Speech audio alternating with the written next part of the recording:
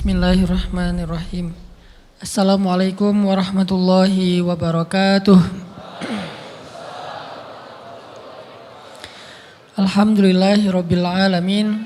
Nahmaduhu wa nasta'inuhu wa nastaghfiruh.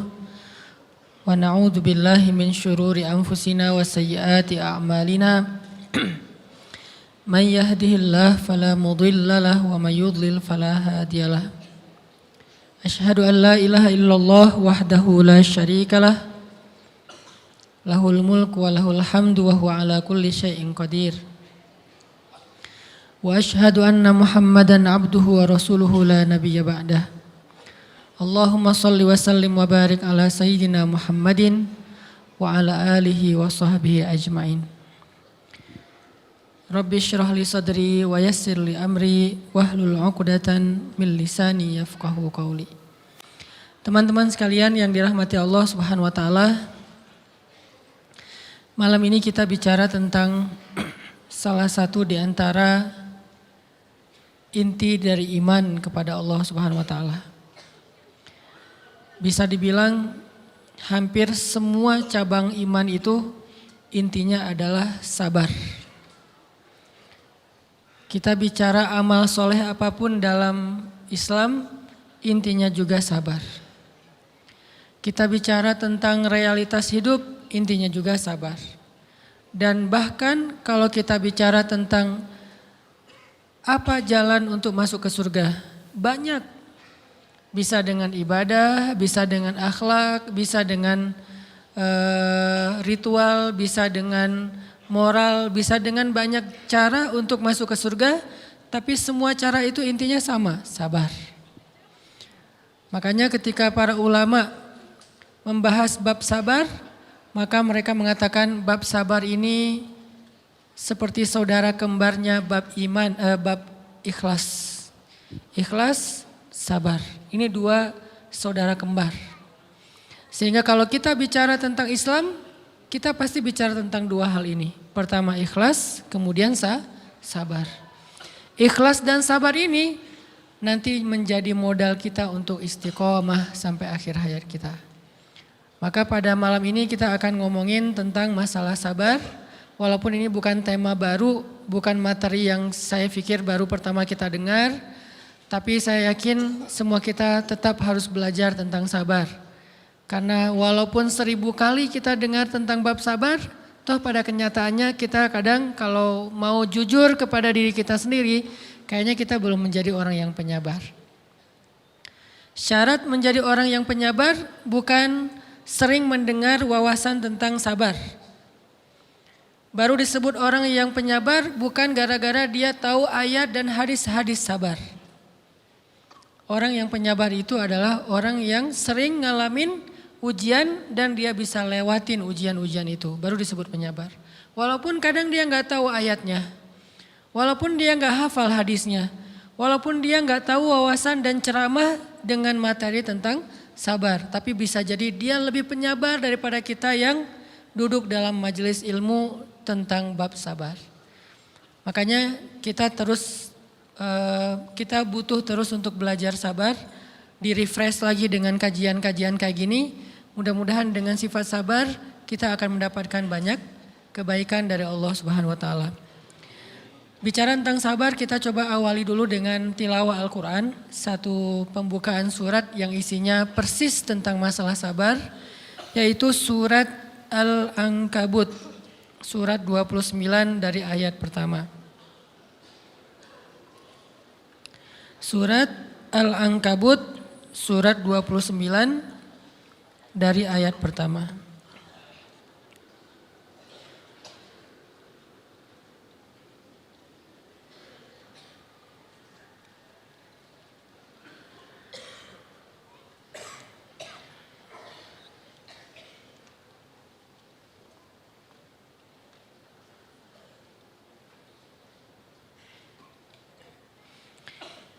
A'udzu billahi minasy syaithanir rajim.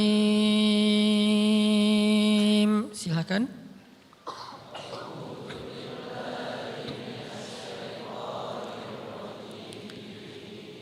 Bismillahirrahmanirrahim.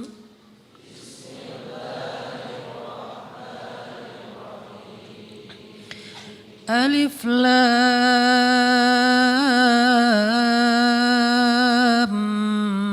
Mim.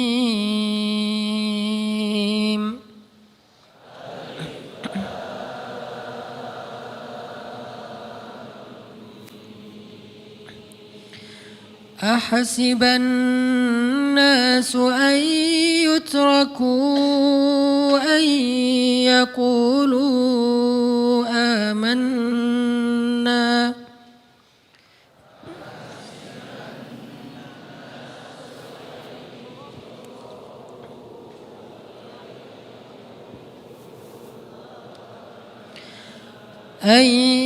يقولوا آمنا وهم لا يفتنون.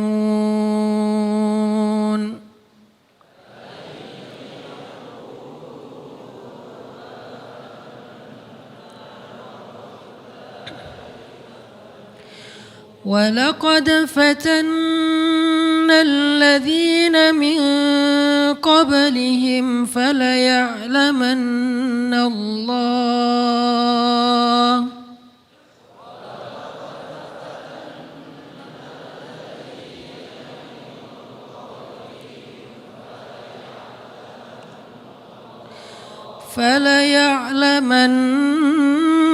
الله الذين صدقوا وليعلمن الكاذبين.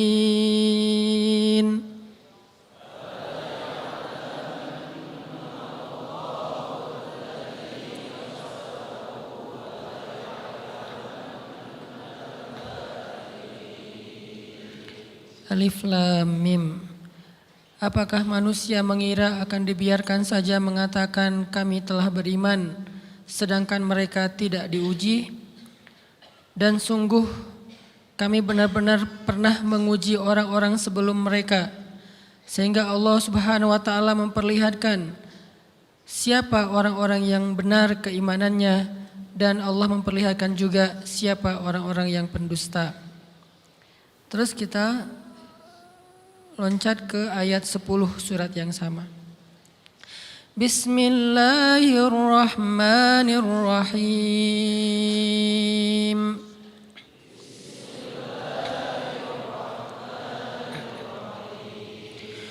Wa minan nasi man yaqulu amanna billah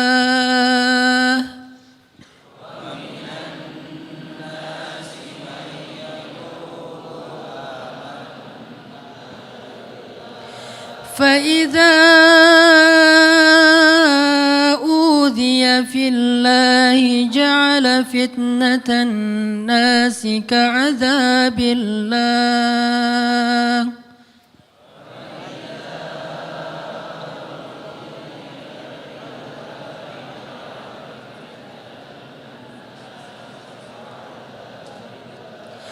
ولئن جاء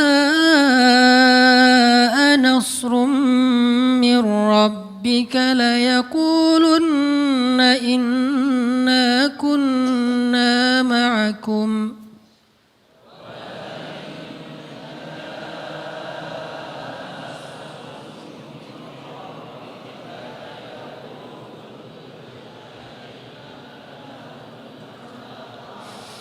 أوليس الله بأعلم بما في صدور العالمين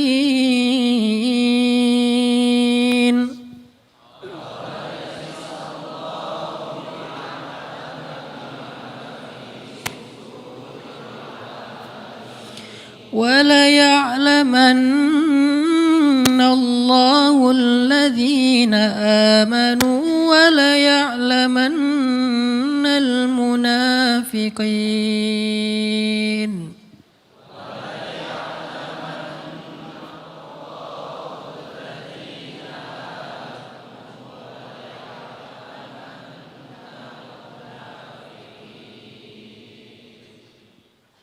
Dan di antara manusia ada orang yang berkata, kami beriman kepada Allah. Namun apabila ia diuji di sisi Allah, ia menganggap ujian manusia itu sebagai azab dari Allah. Dan sungguh jika datang pertolongan dari Tuhanmu, mereka pasti akan berkata, sesungguhnya kami ikut bersama kalian. Bukankah Allah lebih mengetahui apa yang ada di dalam dada setiap manusia? Dan sesungguhnya Allah benar-benar mengetahui orang-orang yang beriman dan sesungguhnya Dia mengetahui orang-orang yang munafik. Shadaqallahul azim. Teman-teman yang dirahmati Allah Subhanahu wa taala, di ayat kedua surat Al-Ankabut Allah menyampaikan sebuah sindiran. Allah nyindir dengan bahasa, emangnya manusia pikir Allah akan biarin aja mereka mengatakan kami telah beriman, sementara mereka tidak diuji. Ini Allah lagi menyindir orang-orang yang selama ini berputus asa setelah beriman. Berputus asa setelah berhijrah. Berputus asa dan mengeluh setelah bertaubat. Allah lagi nyindir mereka nih. Seolah-olah Allah bilang, kenapa setelah kalian beriman malah kalian masih berkeluh kesah? Kenapa kalian setelah bertaubat malah menjadi ragu kepada Allah? Kenapa kalian setelah berhijrah malah jadi labil? Bukankah harusnya setelah kalian menyatakan kami taubat, kami hijrah, kami beriman, harusnya iman kalian makin mantap? Dan bukti bahwa iman kalian mantap apa? Bahwa ketika kalian diuji, kalian sama sekali tidak goyah. Jadi Allah Subhanahu wa taala seolah-olah mengatakan bahwa ujian adalah tabiat iman. Bahwa ujian adalah tabiat iman. Bisa diuji dengan ujian yang kita tidak suka, bisa juga diuji sebaliknya dengan ujian yang kita suka. Bisa diuji dengan ujian yang sifatnya fisik, bisa diuji dengan ujian yang sifatnya harta, bisa juga diuji yang lebih berat lagi dengan ujian yang sifatnya perasaan. Yang jelas semuanya diuji. Bisa diuji dengan ujian musibah, bisa juga diuji dengan godaan-godaan dari syaitan yang melalui hawa nafsu kita. Bisa diuji dengan kemarahan, dipancing oleh orang lain untuk marah, dipancing di sosmed untuk ngebalas komen-komen mereka, dipancing untuk berdebat, dipancing untuk akhirnya kita saling menjudge, saling menjatuhkan, saling menjelekkan. Ini semuanya bentuknya ujian. Makanya Allah Subhanahu wa taala mengatakan di pembukaan surat Al-Ankabut, kalau ujian itu adalah tabiat iman. Ujian dan keimanan itu enggak bisa dipisahkan. Apa hubungan antara iman dengan sabar? Sehingga Allah Subhanahu wa taala menilai keimanan seseorang itu dengan cara mengujinya. Apa hubungan antara iman dengan sabar? Ternyata ciri yang paling jelas orang yang imannya baik adalah sabarnya. Makin baik imannya, harusnya makin kuat kesabarannya. Jadi orang yang paling beriman itu tidak dilihat dari wawasan agamanya. Itu lebih kepada orang yang berwawasan luas, yang ilmunya banyak. Tapi belum tentu orang yang wawasannya luas adalah orang yang paling baik imannya, belum tentu. Bukankah iblis itu wawasannya luas? Dia mengerti banyak hal yang bahkan kita gak ngerti. Iblis ngerti tentang dunia di langit. Iblis mengerti tentang alam yang ada di surga, alam yang ada di akhirat. Iblis tahu, bahkan udah masuk surga. Jadi ilmu iblis lebih banyak daripada kita sekarang. Tapi kenapa iblis malah tidak sebanding antara ilmunya, wawasannya dengan ketakwaan dan kesolehannya? Karena iblis tidak sabar dengan sebuah ujian. Ujian iblis apa? Eksis. Itu ujiannya iblis. Dia udah lama eksis, followersnya banyak. Setiap dia posting, orang berlomba-lomba jadi first like.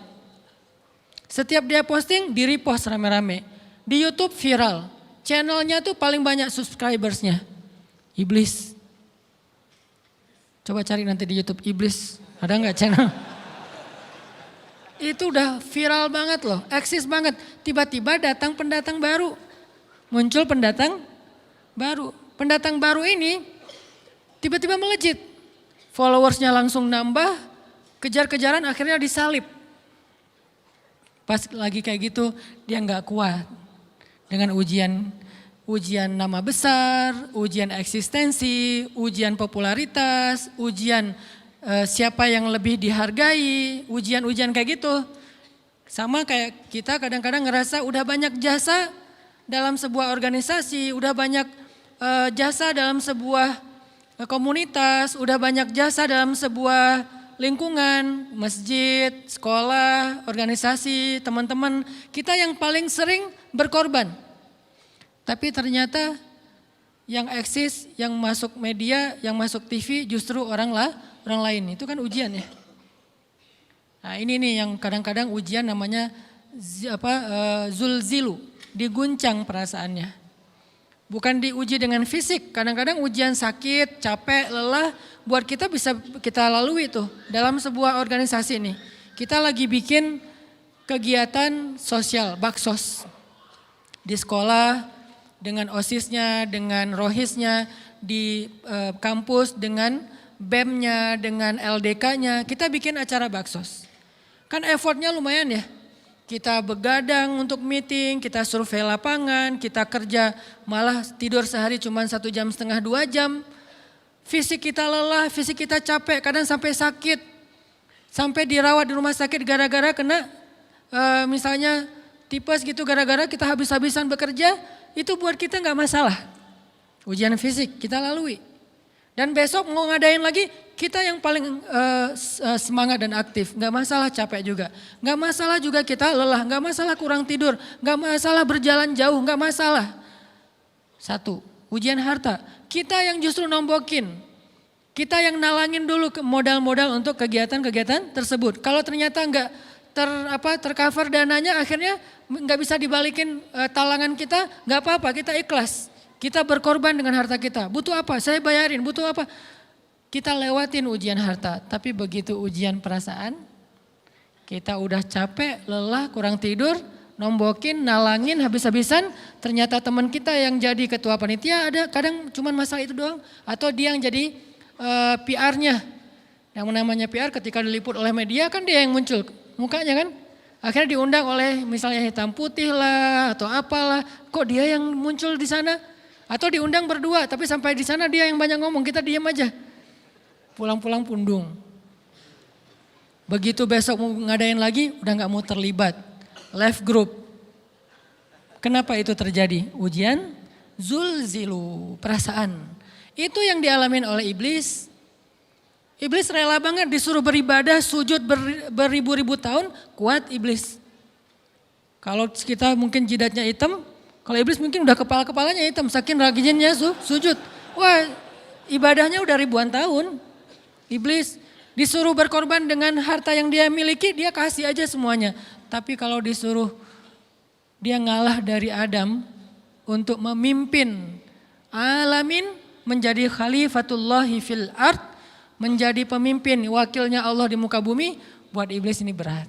Kenapa dia? Ana khairum min, saya lebih baik daripada dia. Saya lebih senior daripada dia, saya lebih sehat daripada dia, saya lebih keren daripada dia, saya lebih. Ujian emosional, ujian ego, ujian perasaan, itu yang lebih berat buat kita. Kadang sakit dan dirugiin orang lain, teman segala macam kita masih oke lah. Selama ini asal kita ngumpul selalu gua yang bayarin, oke deh gak usah dibahas. Baru dibahas nanti pas sakit hati. Kalau belum sakit hati kan gak dibahas kan. Gak apa-apa deh kita terus yang bayarin, kita traktirin ngopi apa segala macam. Gak pernah dibahas. Kebersit sih di benak kita, cuman gak mau dibahas. Kenapa? Udahlah biarin aja, easy going. Kemudian kayak kita yang capek harus rempong sana kemari segala macam. Selalu acaranya di rumah kita, akhirnya kita yang bayarin, kita yang rempong, nyiapin segala macam, bebersih sendiri. Tapi begitu ada yang nyakitin perasaan kita sedikit aja, semua itu balik lagi. Dari dulu ya, nah keluar kan? Kenapa? Dipancing oleh ujian perasaan. Jadi ternyata yang paling berat itu adalah zulzilu, diguncang perasaannya. Kita kadang-kadang habis-habisan buat seseorang, gak masalah.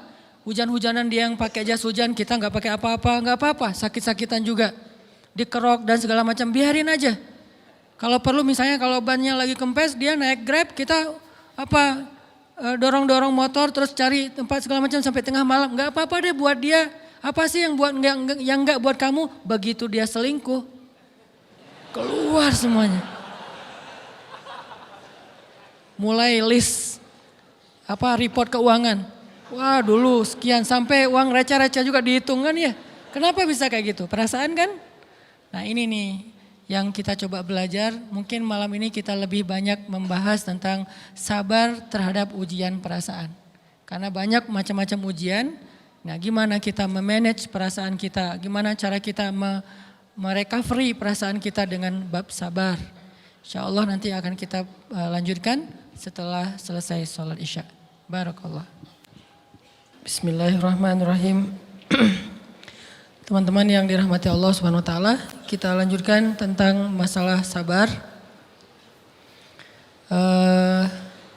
Terutama sabar zulzilu, ketika kita diuji dengan ujian ego, marah, perasaan, sakit hati, yang kayak gitu-gitu. Ini ujian jauh lebih berat daripada ujian fisik dan ujian harta. Termasuk rasa cinta, rasa benci, kadang itu menjadi ujian. Kenapa ujian bikin kita jadi tidak lagi logis, nggak realistis, dan kadang-kadang mengabaikan hal-hal nilai-nilai yang kita selama ini pegang sebagai satu kebenaran. Kita ngabaikan batasan-batasan syariat. Ini semuanya ujian dari Allah Subhanahu wa taala. Sehingga tidak disebut orang yang beriman kecuali ketika Allah Subhanahu wa taala melihat dia sabar dalam ujian. Kalau dia nggak sabar dalam ujian, malah di dalam pembukaan surat Al-Ankabut tadi Allah menggolongkan mereka termasuk orang-orang yang munafik. Apa arti yang orang munafik? Orang yang mengaku beriman tapi sebetulnya dia tidak beriman. Apa salah satu buktinya? Dia tidak sabar. Jadi kalau kita mau menilai diri kita mukmin atau munafik, dan ini bukan materi untuk menjudge orang lain. Oh ternyata dia itu munafik, bukan. Lagi-lagi konsep kita belajar itu angle-nya untuk diri kita sendiri. Saya sangat tidak merekomendasikan kita belajar untuk mendapatkan kaca pembesar, mencari-cari kesalahan saudara kita. Tapi kita belajar untuk semakin bisa bercermin untuk menemukan aib dan kekurangan diri kita. Jadi semakin kita tahu ilmu agama, semakin kita tahu ayat dan hadis, semakin kita punya cerminan untuk menilai diri kita dan memperbaiki diri kita. Bukan nyari kaca pembesar untuk memperjelas aib-aib dan kesalahan orang lain. Kalau kita pengen menilai diri kita ini orang yang mukmin atau munafik, caranya lihat aja kita sabar nggak nih, terutama dalam masalah emosional. Dalam masalah ego, dalam masalah marah, dalam masalah hawa nafsu, dalam masalah perasaan cinta, dalam masalah benci segala macam. Masih bisa nggak kita adil bahkan kepada orang yang kita benci? Adil kepada orang yang kita benci, adil kepada musuh sekalipun. Bahwa jangan sampai kita gara-gara nggak suka kepada seseorang, kita berlaku zalim kepada dia. Jangan. Ini berarti kita harus ngelawan ego kita sendiri. Ego untuk memaafkan orang lain, ego untuk bisa melupakan kesalahan orang lain, ego untuk bisa berlapang dada dengan hal-hal yang gak nyaman daripada orang lain. Ini adalah ujian yang paling berat. Di situ kita bisa lihat kita nih mukmin atau munafik.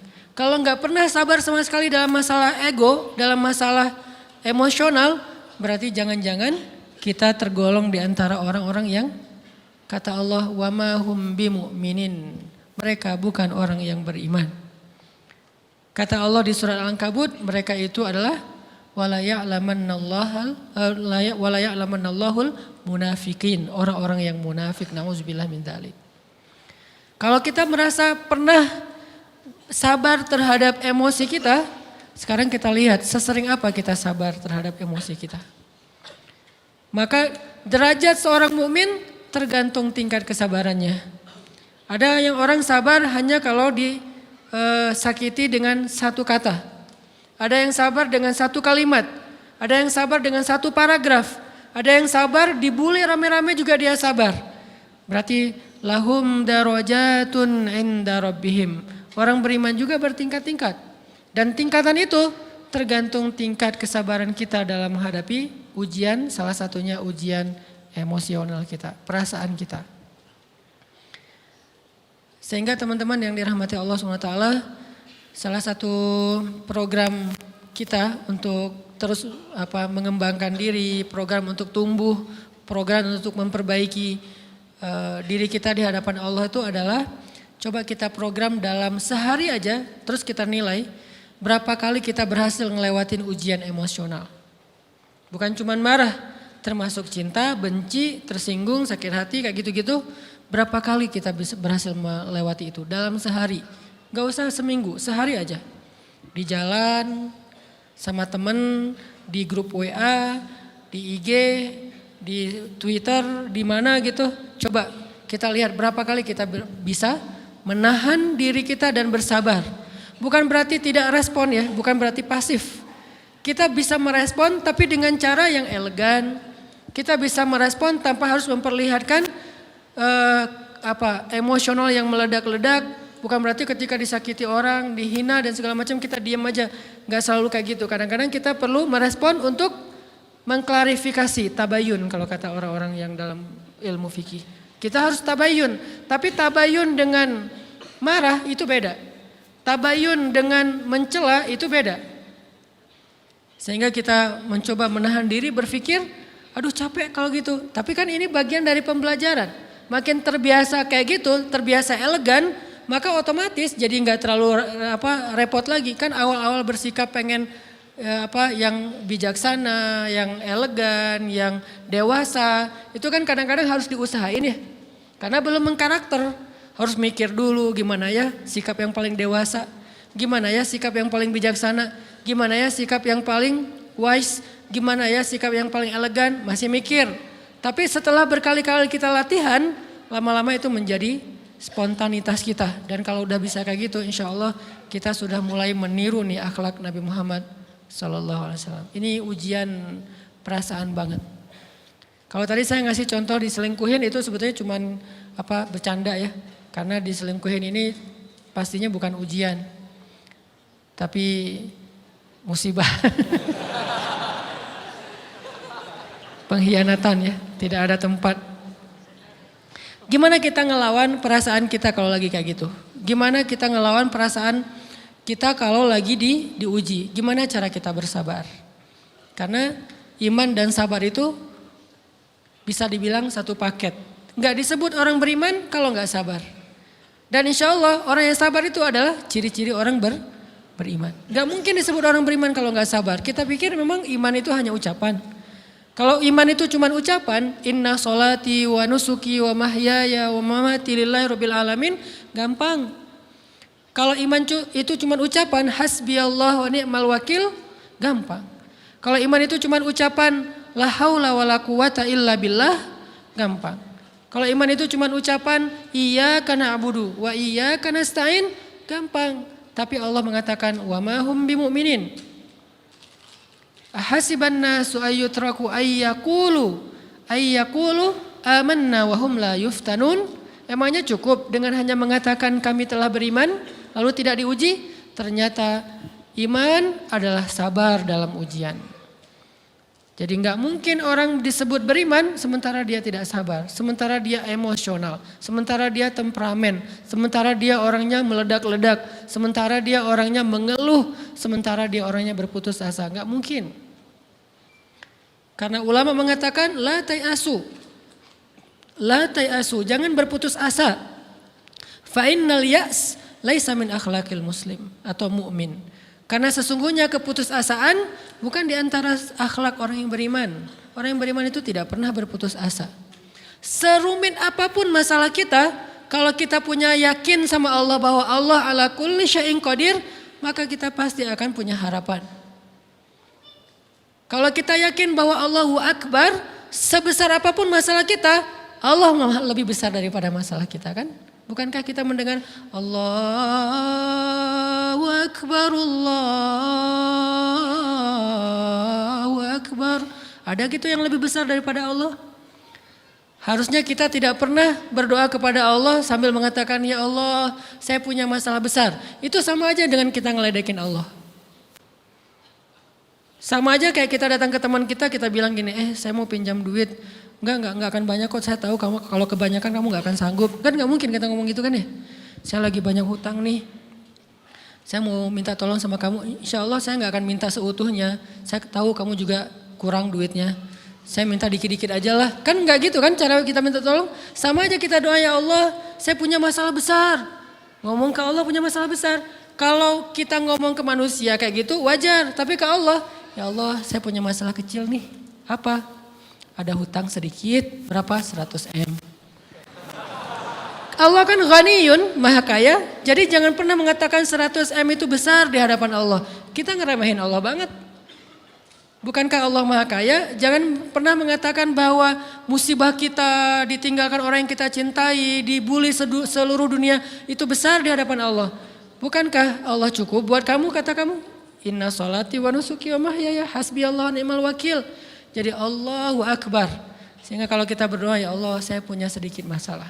Bukankah Umar pernah mengatakan, ya nafsi, idza daqat alaikid dunya, fala taquli ya Rabbi indi hammun kabir, faquli ya hammun indi rabbun kabir.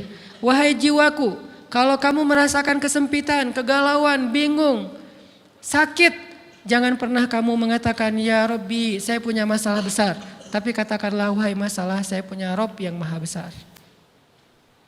Iman dan harapan, berharap itu nggak bisa dipisahkan. Iman dan sabar itu nggak bisa dipisahkan. Iman dan berserah diri atau menyerahkan urusannya, tawakul atau kita nyebutnya tawakal, nggak bisa dipisahkan. Bagaimana kita mau menyebut diri kita mukmin sementara kita nggak sabar ketika diuji dengan perasaan? Alhamdulillah kalau kita selama ini masih bersabar dengan ujian fisik. Ujian fisik yang setiap hari kita alamin apa? Lelah, capek, pulang kerja, pulang sekolah, pulang dari kampus, ngaji. Capek kan? Belum lagi macet-macetan, belum mandi pula.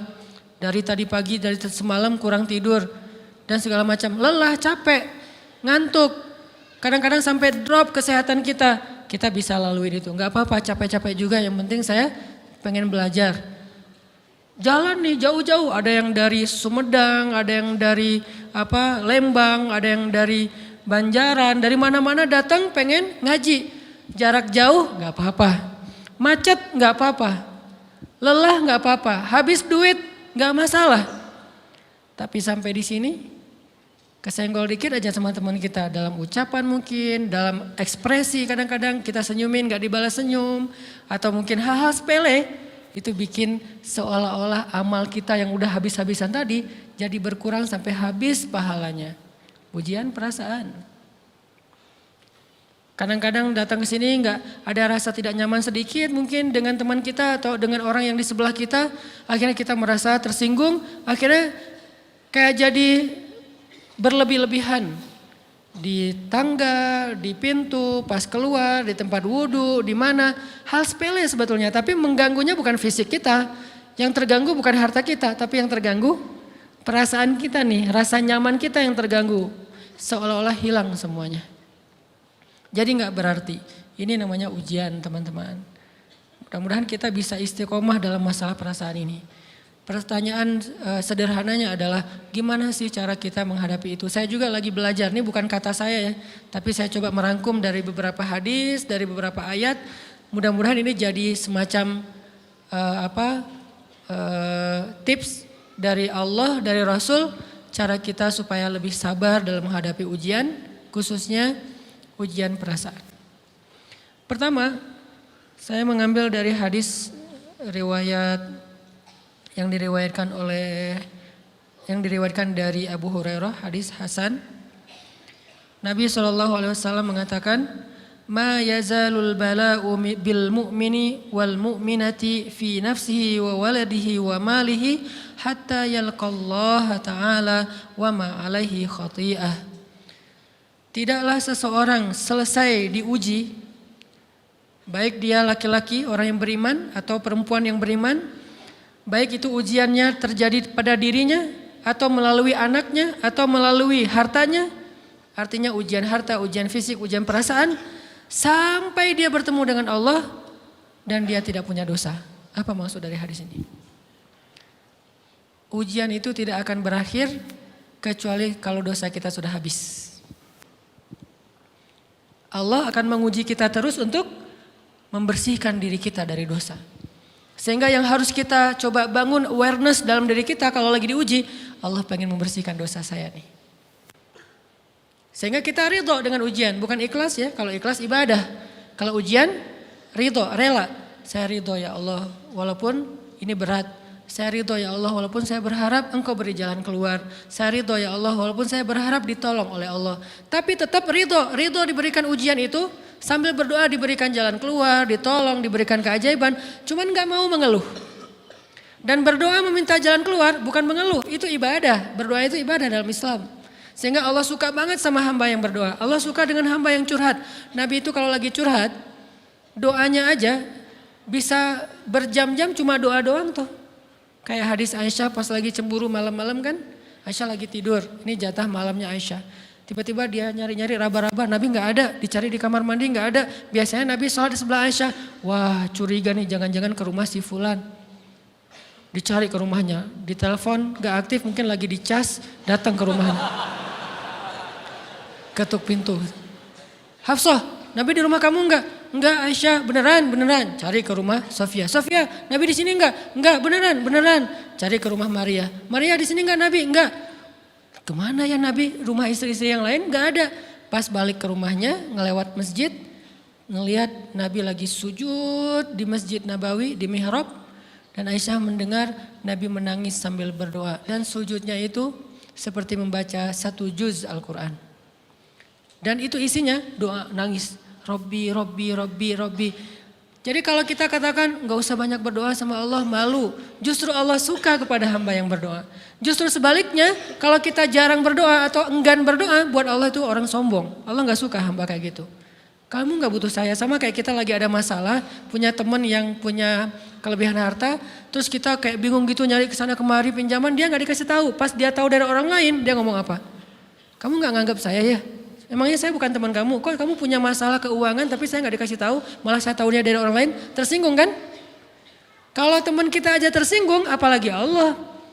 Kamu punya masalah kok gak ngomong ke saya, wahai hambaku? Bukan berarti Allah gak tahu, Allah tahu, cuman Allah berhak, bukan ingin ya, berhak untuk dilibatkan.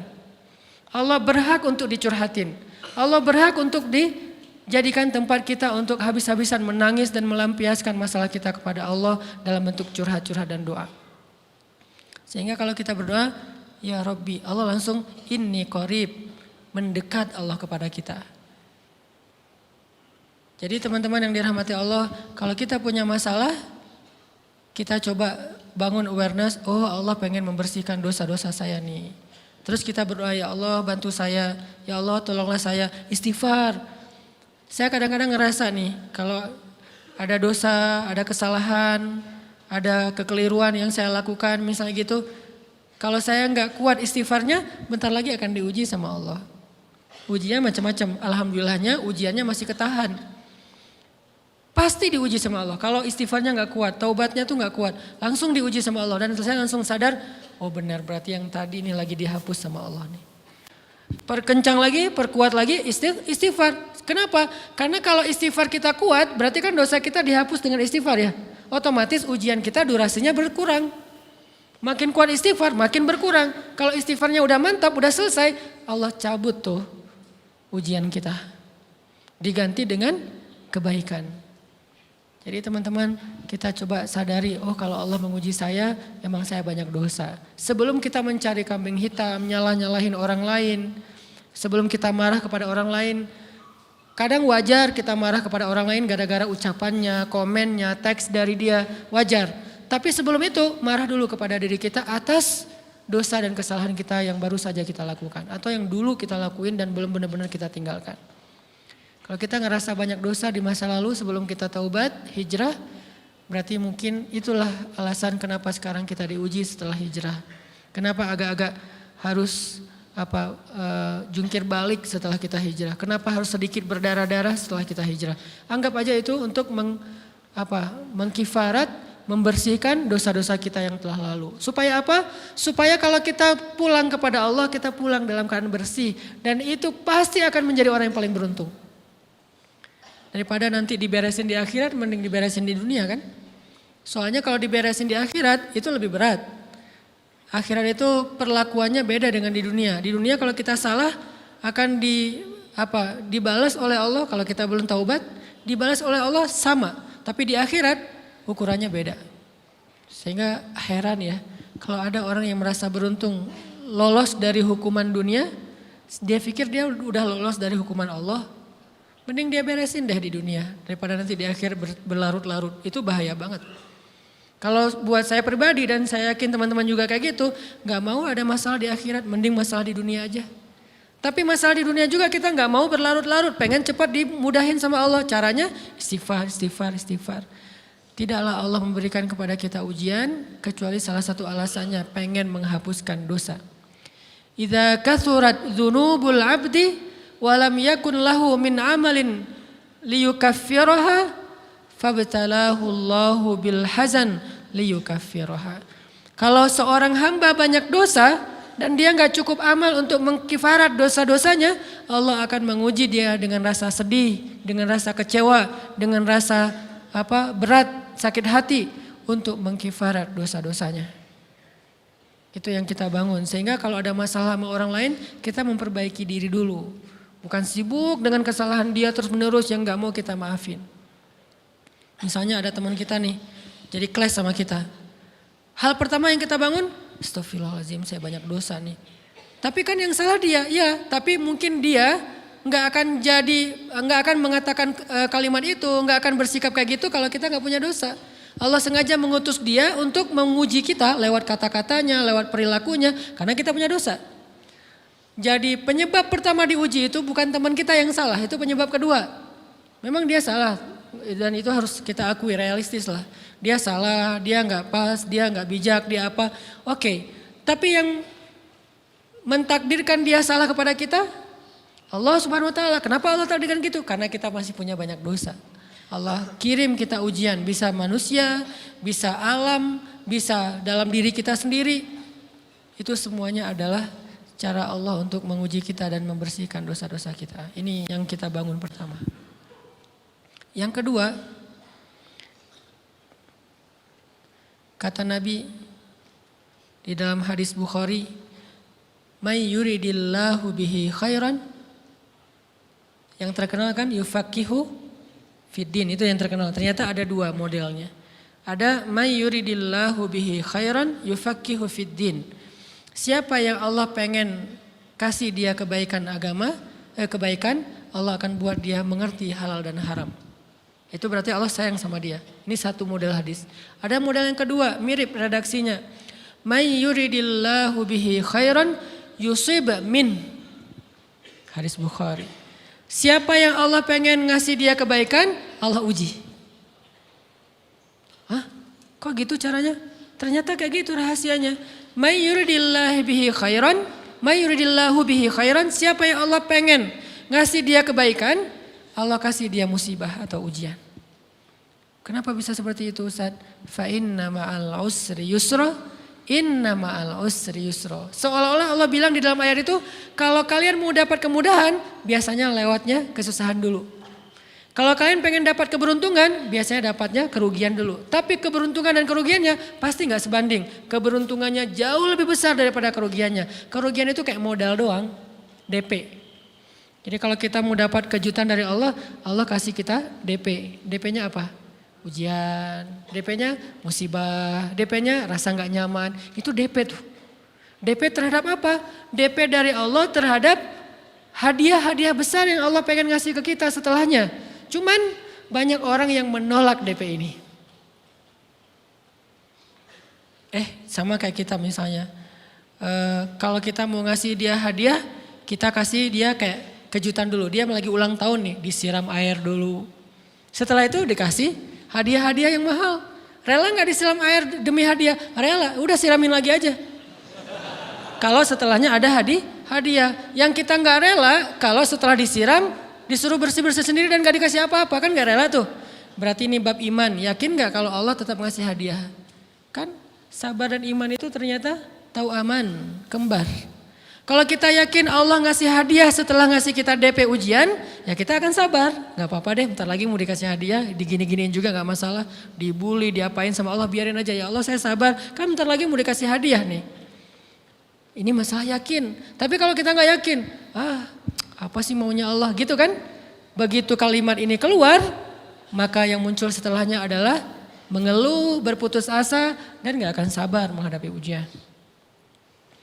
Ujian, kata Nabi, may yuridillahu bihi khairan, siapa yang Allah pengen kasih hadiah, siapa yang Allah pengen kasih kejutan, siapa yang Allah pengen kasih pertolongan, siapa yang Allah pengen kasih kebaikan, yusib min, Allah akan uji dia dulu. Ini sunnatullah, sehingga kalau kita lagi diuji, yang kita lihat jangan ujiannya, apa setelah itu. Gimana ngelihatnya Ustaz gak kelihatan? Dengan mata hati. Istafti qalbak, tanya kepada hatimu, kelihatan enggak? Dengan mata hati. Gimana ngelihat dengan mata hati? Dengan iman, saya percaya Allah pasti ngasih kebaikan setelah ini. Orang Allah sendiri yang ngomong, enggak ada satu huruf pun di Al-Quran yang salah. Apalagi satu ayat, apalagi dua ayat. Fa inna ma'al usri yusra, ditegesin lagi. Inna ma'al usri yusra. Tapi usr dulu, baru yusr. Dikasih kesusahan sedikit, dikasih kemudahan yang banyak. Dikasih kesusahan sedikit, dikasih kemudahan yang banyak. Ini yang kita coba bangun tajdidul iman. Bangun memperbaharui yakin. Sehingga ketika kita diuji, sedih, wajar. Mengaduh sedikit bukan mengeluh ya. Kalau mengeluh kan nyalahin Allah. Kalau ngaduh, yang namanya orang dicubit kan, itu ngaduh. Tapi kalau, apa sih maunya Allah? Nah itu ngeluh. Antara mengadu dengan mengeluh berbeda. Mengadu itu manusiawi. Sedih itu manusiawi. Air mata bahkan bukan hanya manusiawi, itu rahmat dari Allah. Orang yang gak bisa menangis itu yang bahaya. Kalau kita masih bisa menangis berarti kita masih peka hatinya. Bukankah anak kecil paling sering menangis? Berarti hatinya peka. Siapa lagi selain anak kecil yang paling sering menangis? Cewek. Cowok itu emang gak punya perasaan, makanya jarang nangis. Cewek dikit-dikit nangis, jangan bilang, cemen banget sih nangis apa, cengeng apa. Enggak, karena dia perasaannya lebih peka dari kita. Itulah kenapa Allah menitipkan bayi kepada perempuan. Kalau dititipin ke laki-laki hancur. Di balik kepekaan perempuan, di balik sensitifnya perempuan, di balik perasaannya yang luar biasa, di situ Allah Subhanahu wa taala menitipkan amanah, dia yang paling baik dalam merawat bayinya. Perempuan secara umum mungkin lebih banyak bicara daripada laki-laki ya. Walaupun ada orang yang perempuan pendiam banget, ada yang gak ngomong sama sekali, misalnya diem-diem aja, ada. Tapi secara umum perempuan lebih banyak berucap daripada laki-laki. Emangnya ini kekurangan? Bukan. Ini kelebihan. Kalau dia berikan itu dalam hal yang tepat. Apa yang tepat? Mendidik anak. Justru karena perempuan banyak ngomong, lebih baik dalam mendidik anak daripada laki-laki. Laki-laki itu kurang mendidik, kurang mengedukasi kepada anak dengan usia tertentu karena dia jarang memahamkan. Salah hanya marah, salah hanya ditegur. Kalau ibunya jelasin gini sebelum tidur ibunya yang ceritain banyak cerita. Saya sendiri ngalamin sering mana seorang ayah sama ibu interaksi sama anak dalam bentuk verbal. Sering ibu. Jadi menangis itu rahmat dari Allah. Gak apa-apa, nangis aja. Dan itu tidak disebut mengeluh. Kamu kok nangis sih? Kan orang Islam harus sabar. Emangnya nangis dengan sabar itu bertolak belakang? Sabar tetap sabar, ya nangis jalan aja terus nangis. Nangis apa pakai nangisnya nggak cuma nangis doang, emotikonnya juga nangis, berderai-derai gitu. Sampai air matanya menggenang gitu kan ya. Boleh lah. Ditambah lagi dengan visual menangisnya posting bahwa dia lagi tertusuk duri dengan postingan kaktus atau apalah. Dia pengen share ke semua orang bahwa saya sedang sedih. Sehingga nanti ketika ada orang yang menghibur dia dengan sedikit kata-kata yang sabar ya segala macam, wah makin berderai-derai. Itu belum jadi. Kecuali dia keluarkan kata-kata mengeluh, baru dia disebut orang yang banyak mengeluh, berputus asa. Kalau mengaduh wajar. Walaupun ada nabi udah diuji berat gak mau mengaduh, apalagi ngeluh. Zakaria digergaji mengadu aja enggak. Kenapa? Karena kata malaikat kalau kamu mengaduh sedikit aja, maka Allah Subhanahu wa taala akan menghancurkan kaum ini. Dia kasihan kepada kaumnya enggak mau mengaduh. Satu-satunya orang yang kita tidak boleh mengaduh hanya orang tua. Atau itu mengeluh kalau untuk orang tua. Kalau yang lain nggak disebut mengeluh. Kalau ke teman, malas nggak apa-apa. Jangan sering-sering tapi. Apaan sih? Ke teman boleh. Tapi ke orang tua, saja, itu bukan lagi mengadu, itu sudah mengeluh. Khusus untuk orang tua. Kalau di antara manusia. Kalau kepada Allah dan Rasul, pastinya lebih dari itu. Ketika kita diam saja, tidak langsung beranjak sami'na wa ata'na labbaik ya rabbi wa sa'daik, enggak memenuhi panggilan Allah, itu sudah disebut bagian dari kufur ingkar. Tapi minimal kita mungkin masih mengaduh, kita masih menangis, kita masih lelah, kita masih merasa lemah, setidaknya kita tidak mengeluh. Kenapa? Kita percaya Allah kalau mau ngasih hadiah kepada hambanya, DP-nya itu ujian. Dan yakinlah hadiahnya minimal 10 kali lipat lebih baik daripada ujian itu. Minimal, karena nggak ada amal soleh yang dibalas di bawah 10 kali lipat tuh nggak ada. Amal soleh, amal ya bukan niat. Amal yang udah kita kerjakan minimal dibalas 10 kali lipat. Minimal, maksimalnya bighairi hisab, tanpa batas. Bighairi hisab, tanpa batas. Ada yang 700 kali lipat kayak sedekah. Tapi tetap aja ayat sedekah di akhirnya ujung-ujungnya apa? Bighairi hisab juga kan? Berarti sedekah itu minimal dibalas 700 kali lipat. Minimal. Kalau kita yakin. Selalu syaratnya kalau kita yakin. Dan saya ngebuktiin itu banget.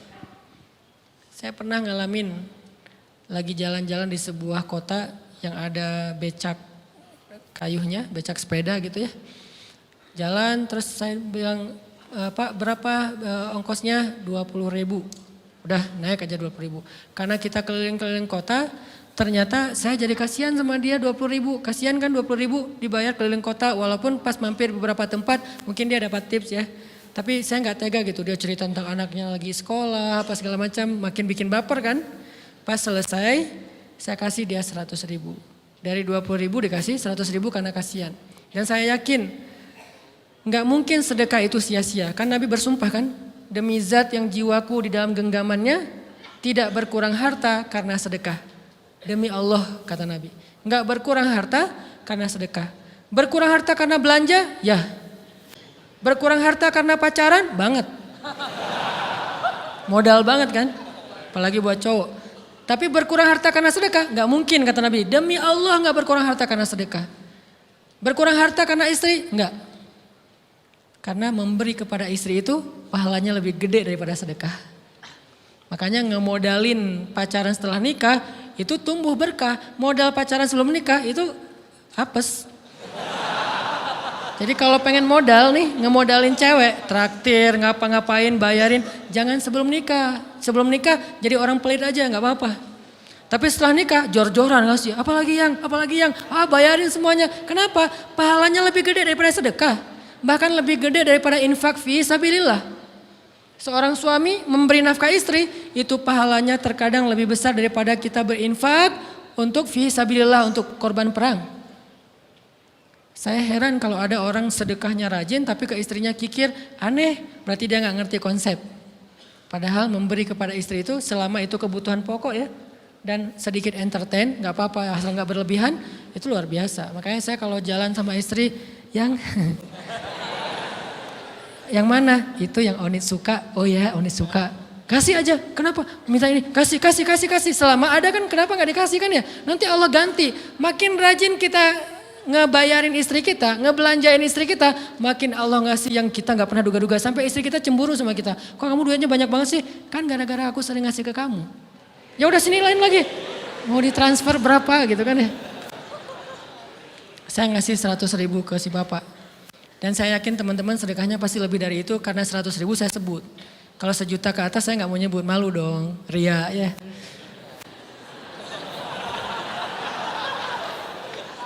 Sebenarnya nggak pernah sih. 100.000 deh, karena kan kecil, saya kasih 100.000. Ternyata begitu saya kasih 100.000, dia doa. Nah ini nih pentingnya sedekah ke orang yang membutuhkan tapi nggak minta-minta, dia tulus. Dia langsung doa, ya Allah Pak mudah-mudahan rezekinya lancar, berkah, bertambah dan segala macam, bahagia keluarganya. Doa-doa ini semuanya dikabulkan dalam hitungan hari. Pertama bertambah bahagia rumah tangganya, dapat kecupan dari istri. Dia nganggap suami saya cowok banget sih. Mulai satu nih. Dua, demi Allah selang 15 jam enggak kalau nggak salah, karena waktu itu malam, besok paginya ada orang yang ngejar-ngejar saya pengen ngasih hadiah. Ustadz, saya pengen ketemu Ustadz. Maaf saya nggak bisa ketemu sekarang, lagi rush, lagi tight schedule gitu-gitulah, sok-sok gaya nggak jelas gitu ya. Terus Ustadz saya pengen banget ketemu, dia nggak ngomong pengen ketemu apa. Kalau dia bilang mau ngasih duit kan langsung saya prioritaskan kan ya. Berhubung dia nggak ngomong, ya udahlah, saya sok-sok jual mahal gitu. Tapi yang namanya rezeki kan gimana kita tolak, dia datang kan. Saya nolak, pokoknya sebentar aja 5 menit nggak akan ganggu waktu Ustadz. Ya udah besok pagi ya pas breakfast gitu, pakai gaya-gaya dikit breakfast. Pas breakfast, oh ya siap Ustadz, jam berapa? Jam 8, udah janjian jam 8. Mungkin orangnya nih dengar live streaming, Pak jazakumullah khair jaza. Makasih banyak, mudah-mudahan Allah tambahkan rezekinya. Terus beliau besok mau flight ke luar kota jam 8, akhirnya ngubungin lagi malamnya, Pak Ustadz maaf gak bisa ketemu besok. Karena saya jam 8 itu jadwal terbang. Oh ya udah gak apa-apa, seneng dong saya gak jadi ketemu kan. Tahu gitu kan nyesel saya tuh, seneng. Besok pagi jam 6, Pak Ustadz alhamdulillah ternyata penerbangan saya di-delay ke jam 11. Allah delay penerbangannya demi ngasih rezeki buat saya. Kan luar biasa kan? Ini hikmah kepedean saya, kegeeran kepada Allah gitu. Di-delay demi saya. Kan kadang-kadang GR ya di depan Allah ya. Robbi akraman kan gitu ayatnya. Allah memuliakan saya dengan istighfar tetap. Akhirnya saya bisa ketemu Ustadz. Saya nggak baca WA-nya. Terlambat baca, baru baca jam 8. Dia udah mulai agak putus asa. Kayaknya udah gak mungkin ketemu nih. Jam 8 pas saya baca, ternyata orangnya nggak di delay. Ya udah saya balas, ya udah sekarang saya tunggu ya jam 9. Maaf cuma sebentar. Nggak apa-apa Ustadz 5 menit. Datang dia. Datang ngasih apa coba? Ngasih duit 200 juta. Demi Allah. Cuman berselang beberapa jam saya tolak-tolak. Tahu gitu Pak, datang malam ini aja.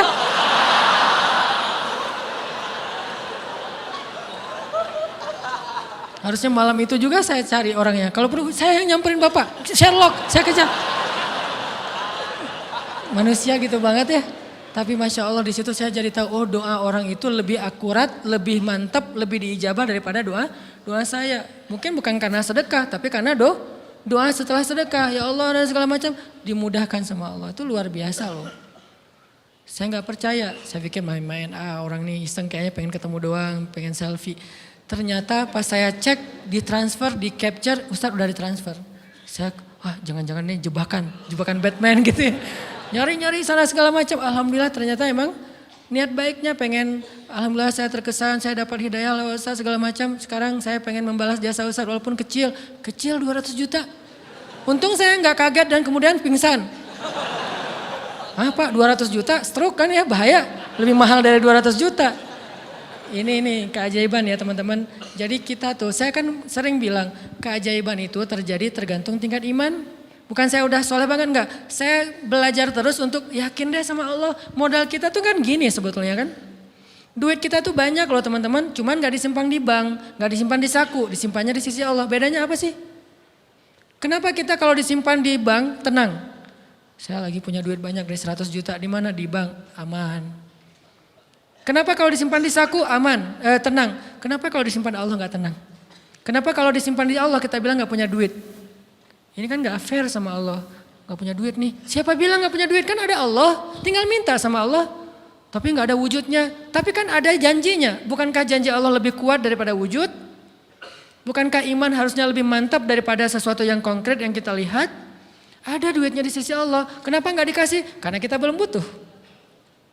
Kalau kita yakin duit kita itu ada di Allah, tapi dikasihnya pas kita butuh. Begitu butuh ya Allah langsung dikasih sama Allah. Itu banget benar-benar terjadi dalam kehidupan kita. Pasti kayak gitu. Tingkat tergantung kita yakin apa enggak. Nih kalau Allah bilang, "May yuridillahu bihi khairan", Allah kalau pengen ngasih hadiah kepada seorang hamba, Allah kalau pengen ngasih kejutan kepada seorang hamba, yusib. Allah kasih dia ujian sedikit aja. وَلَنَبْلُوَنَّكُمْ بِشَيْءٍ sedikit بِشَيْءٍ مِنَ الْخَوْفِ وَالْجُوعِ وَنَقْصٍ مِنَ الْأَمْوَالِ وَالْأَنْفُسِ وَالثَّمَرَاتِ wa basyiris sabirin. Kami uji sedikit aja dengan rasa lapar, dengan rasa takut, dengan sedikit kekurangan ini dan itu, sedikit. Tapi wa basyiris sabirin, sampaikan kejutan kepada orang yang bersabar. Sampaikan kejutan kepada orang bersabar. Jadi bisa dibilang kejutan-kejutan hidup kita itu munculnya dengan iman dan sabar. Dengan iman dan sabar. Iman artinya yakin, husnuzon sama Allah. Ana inda dhanni abdi bi. Aku tergantung prasangka hambaku kepadaku. Sabar. Wasta'inu bis sabri was shalah. Minta pertolongan Allah caranya dengan sabar. Kemudian dengan sholat. Pasti Allah tolong. Ustaz, saya udah sabar. Sabar lagi. Isbiru wasabiru. Kalau udah sabar, bersabar lagi. Sampai kapan Ustaz? Sampai Allah Subhanahu wa taala benar-benar mengakui kesabaran kita. Setelah itu Allah pasti kasih. Terus apa yang harus saya lakukan Ustaz? Buktikan di hadapan Allah kita itu hamba yang penyabar. Jangan bilang ya Allah saya akan sabar. Jangan, tunjukin aja. Ya Allah kurang apa lagi dari saya? Tunjukin aja. Nanti Allah sendiri yang akan memberi kita gelar sabirin. Sehingga Allah bilang wabasyiris sabirin. Sampaikan berita gembira kepada hambaku yang sabar. Dan kalau Allah udah ngasih berita gembira itu beruntun loh. Kita sabar kayak Allah tahan dulu nih ya. Kejutan Allah tahan dulu hadiahnya buat kita tuh. Ditahan, tahan. Makin lama makin sulit pastinya. Makin lama makin berat, makin lama makin berat. Begitu dibuka kerannya itu gak ada selesai-selesainya. Sampai kita kebingungan. Loh kok datang terus-terusan. Kayak gitu cara Allah memperlakukan hambanya. Nabi Ayub. Sakit pertama, sakit fisik. Sakit kedua, sakit hati. 2 penyakit Nabi Ayub. Fisik pertama, beliau lumpuh, beliau sakit. Sakit hatinya apa? Ditinggalkan oleh orang-orang terdekatnya. Anaknya meninggal. Sedih kan? Kemudian pembantu-pembantunya pada resign. Makin kecewa. Dasar kalian. Kemudian teman-temannya pada menjauh. Grupnya nge-live dia, bukan dia live grup. Grupnya yang nge-live dia. Orang unfollow. Tiba-tiba followersnya tinggal 1 doang. Yang tadi ada ribuan, sekarang tinggal 1. Istri satu-satunya yang masih setia mendampingi beliau. Tinggal 1 followersnya. Kebayang gak tuh? Yang posting udah sepi, udah gak ada yang nge-like. Istri aja yang nge-like. Ini nih Nabi Ayub. Ditambah lagi datang keluarganya ke rumah Nabi Ayub. Gak mau ketemu dalam jarak dekat. Dari luar ngomongnya, Ayub kami gini. Kemarin kamu harta kamu tuh kan kamu ada masalah minjam duit karena istri kamu ini gimana nih bayarnya? Terus mereka tutup muka, nggak mau tertular. Mereka bilang jangan dekat-dekat dengan Ayub. Yang lebih parah lagi ada yang sampai nuduh gini. Ternyata ya kamu itu selama ini bukan orang soleh. Selama ini kamu tuh pura-pura pencitraan ordai. Ini buktinya nih. Ternyata akhirnya Allah tunjukin juga borok kamu, aib-aib kamu. Ternyata kamu itu selama ini orang munafik. Jadi Nabi Ayub malah dituduh orang jahat, orang yang terkutuk, yang selama ini mencitrakan diri sebagai orang baik gara-gara sakit itu dituduh demikian. Sedih luar biasa, bertahun-tahun, ada riwayat mengatakan 17 tahun, ada yang mengatakan lebih atau kurang. 17 tahun ditahan semua kebaikan oleh Allah, kecuali 1, iman. Sehingga Nabi Ayub tetap yakin Allah maha baik, pokoknya yakin Allah maha baik. Allah gimana pun diuji, Allah maha baik. Diambil anaknya, Allah maha baik. Diambil kesehatannya, Allah maha baik. Diambil hartanya, Allah maha baik. Jadi orang yang tadinya paling kaya di negerinya, sekarang paling miskin di negerinya. Kebayang gak tuh dibalik 180 derajat. Yang tadinya paling kaya, gak ada yang lebih kaya daripada Ayub, sekarang yang paling miskin. Gak ada yang lebih miskin daripada Ayub. Allah maha baik, Allah maha baik, Allah maha baik. Husnuzan kepada Allah. Dan itu gak sehari 2 hari, 17 tahun husnuzon kepada Allah. Pada puncaknya ketika istri beliau harus menjual rambut, gundul, potong rambut, dijual demi apa? Udah gak tahu lagi mengemodalin apa untuk ngasih makan Nabi Ayub. Akhirnya nyari-nyari kerja gak ada yang nerima, jual rambut, pakai jilbab di rumah gak buka-buka jilbab. Ayub curiga, yang kenapa kamu gak buka jilbab di hadapanku? Enggak apa-apa, kan lagi musim panas, gak apa-apa. Akhirnya Nabi Ayub minta tolong dibukain ada apa, curiga kan. Pas dibuka udah botak rambut istrinya, Nabi Ayub menangis. Kenapa, apa yang terjadi? Istrinya bilang, suamiku nggak ada lagi modal buat kita makan. Saya cari-cari kerja sana sini nggak ada yang nerima. Bahkan untuk mandiin hewan aja nggak diterima. Akhirnya saya jual rambut saya, mudah-mudahan bisa untuk kita makan beberapa hari. Istrinya keluar, Nabi Ayub menangis, baru Nabi Ayub berdoa. Itu juga doanya malu-malu dan husnuzon. Malu-malu, husnuzon. Gimana kalimatnya? Rabbi massaniyaddur. Ya Allah, saya sakit. Gitu doang ngomongnya. Bukan, ya Allah udah sekian tahun saya sakit, saya gini, saya gitu. Enggak. Ya Allah saya sakit. Wa anta arhamur rahimin. Tapi tetap ya Allah buat saya engkau yang paling baik. Coba, masih ngomong gitu. Arhamur rahimin. Enggak apa-apa. Jadi seolah-olah mau ngomong, ya Allah saya sakit. Tenang-tenang, saya enggak ngeluh, ya Allah engkau tetap yang paling baik. Gitu coba Nabi Ayub ke Allahnya tuh. Langsung Allah munculkan mata air di bawah kaki Nabi Ayub. Tiba-tiba beliau jadi basah, mandi, sembuh semua penyakit, rontok dengan semua luka-lukanya. Dan wajah Nabi Ayub semua tubuhnya menjadi muda. Yang usianya tadi udah 80-an tahun, tiba-tiba menjadi di antara 35 tahun. Itu usia ideal. Maaf ya, saya usianya kurang lebih segitulah. Usia penduduk surga antara 30 sampai 40 tahun. Itu usia penduduk surga. Dan usia itu mempertemukan dua kebaikan. Fisiknya sudah sempurna dan akalnya juga kebijaksanaannya sudah sempurna. Kalau di bawah 30 tahun fisiknya sempurna, akalnya belum sempurna. Kalau di atas 40 tahun akalnya sempurna, fisiknya sudah berkurang. Antara 30, 40, 45 ya kurang lebih segitulah. Nabi Ayub menjadi muda lagi. Jadi keren, persis kayak masa mudanya. Jadi kalau ngelihat foto yang postingan pertama di Instagramnya tuh mirip nih. Kan udah postingan yang ke 1000 ya. Udah berapa tahun dia pakai akun yang sama.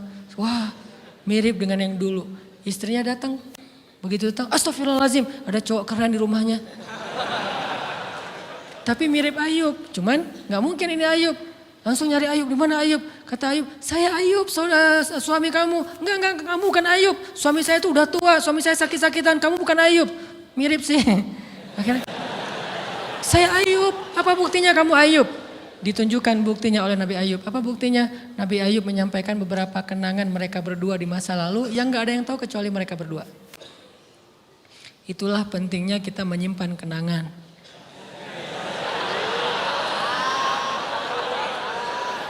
Kalau ada masalah gitu kan, nauzubillah harus operasi wajahnya. Kamu bukan suami saya.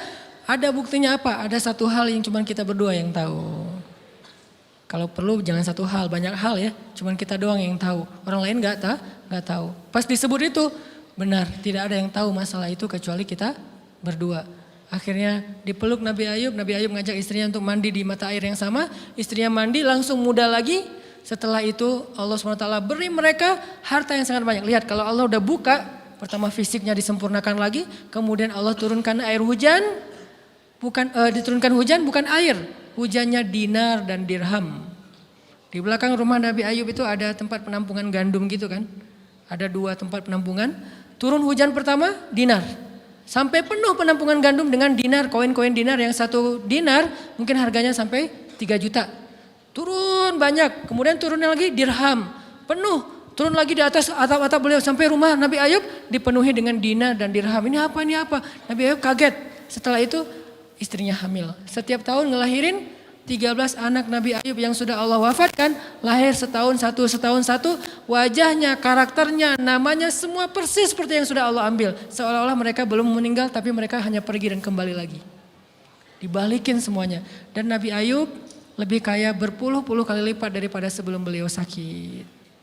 Buah dari kesabaran. Artinya Allah kalau mau ngasih kebaikan yang berlipat ganda, yang luar biasa, yusib, Allah kasih dia ujian sedikit. Itu hadis Bukhari. May yuridillahu bihi khairan yusib min. Allah akan menguji dia. Dan yang terakhir yang kita coba bangun juga, ini saya yang lebih ke perasaan ya.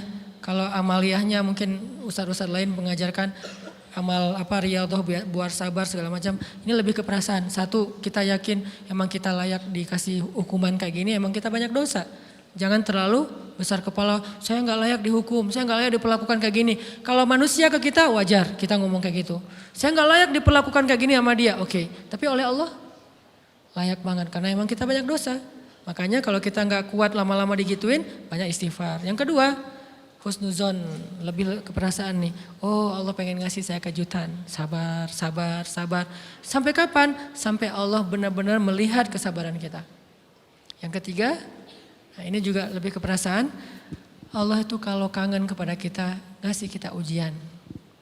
Terutama kita yang kalau nggak dikasih ujian, jarang romantis sama Allah. Kalau udah dikasih ujian, Allah Akbarnya tuh bergetar gitu. Allahu Akbar. Kenapa banyak ujian? Tapi kalau lagi normal, sholat mah sebelah kaki, santai aja. Kalau perlu bersandar gitu ya. Sholatnya nggak wudhu, tayamun cepet-cepetan, biar gampang gitu. Kan tayamun juga boleh Ustaz, kayak gitu-gitu lah. Kenapa? Kalau lagi normal, doa Rabbana atina fid dunya hasanah. Kalau misalnya baca dalam sholat, qul huwallahu ahad, itu juga dibagi 3 rakaat. Tapi kalau lagi diuji, Alif Lam Mim, Toha, Yasin, semua dibaca pembukaan surat. Khatam 30 juz teh. Kenapa? Lagi diuji. Sholat panjang, doa ya Allah, habis-habisan. Baru takbir udah nangis, Al-Fatihah aja nangis. Terus kalau ini baca Al-Quran, Bismillahirrahmanirrahim, khusyuk gitu. Tahajud, belum malam dia udah tahajud gitu. Tahajud, kirain udah saking semangatnya. Maksudnya apa belum malam dia udah tahajud? Dari sore udah kangen malam. Kapan ya malam, kapan ya tengah malam, kapan ya saya pengen tahajud, kangen dengan tahajud. Kan ada orang kayak gitu, saya kenal beberapa orang yang katanya hanya menunggu malam aja setiap hari. Setiap pagi kapan ya malam, pas malam bahagia tahajud, pagi lagi kapan ya malam. Artinya belum malam udah tahajud, saking kangennya dengan tahajud, rindu banget sama Allah, romantis banget dengan Allah. Khatam Al-Quran berkali-kali dalam seminggu. Begitu dia dikasih jalan keluar, menjauh sampai lupa sama Allah. Sehingga kalau Allah kangen sama dia, Allah kasih dia ujian dikit. Ta'ala ya abdi, kesini wahai hambaku, kesini. Biar kita berdua-duaan lagi nih. Kalau gak mau digituin, tetaplah dekat kepada Allah walaupun kehidupan kita dalam keadaan mudah. Tetaplah romantis sama Allah, tetaplah gampang tersentuh oleh ayat-ayat Allah walaupun hidup kita dalam keadaan normal. Mudah-mudahan 3 rahasia ini bisa menjadikan kita berhusnuzon dan terbangun awareness kita ketika kita lagi diuji. Terutama ujian-ujian yang spontan muncul dari kata-kata teman kita, dari sikap orang lain. Langsung ingat, oh saya emang ada dosa yang mau Allah hapus. Oh habis ini mau dikasih kejutan. Oh Allah lagi pengen dekat sama saya. 3 hal ini mudah-mudahan terus kita latih. Awarenessnya yang dilatih bukan hadis-hadisnya yang dihafal. Mudah-mudahan ketika diuji spontan kita langsung sadar. Langsung balik on the track. InsyaAllah Allah subhanahu wa ta'ala istiqomahkan kita. Fis sarra wa fit dharra. Dalam keadaan suka maupun dalam keadaan duka.